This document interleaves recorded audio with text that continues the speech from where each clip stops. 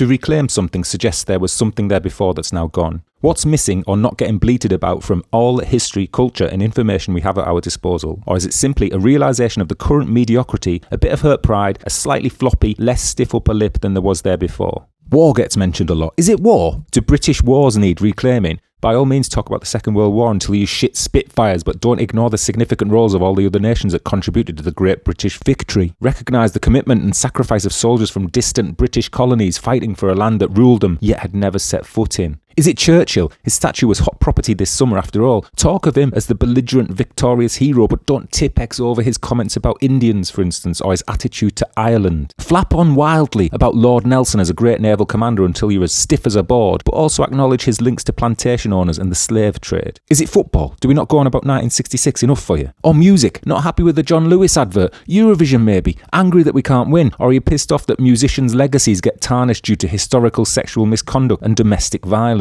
You want to talk about Britain's involvement in the slave trade? Excellent, be my guest. Colonialism, empire, great. But let's be adult and not talk about it like Britain is a plucky little underdog island bravely taking on the world like I was taught at school. Let's reclaim the truth. Reclaiming British history and culture, I fear, does not mean attempting to get a deeper and more thorough understanding of what happened in the past. I worry that it's possibly an attempt to get less, to ignore, overlook or even censor the parts that don't fit the great section of the great British narrative. Cherry-picking history shouldn't be an option anymore. We can't continue to educate our children with the greatest hits or best of compilation. You end up with a similar situation to now, where people of all ages hanker for the rose-tinted past that simply didn't exist. To truly reclaim its pride, Britain needs to be more open and honest. Discuss the good and the bad. That's not talking the country down, it's acknowledgement, it's integrity. In order for Britain to position itself in the 21st century, it needs to shift away from this creeping 19th century mentality, not embrace it.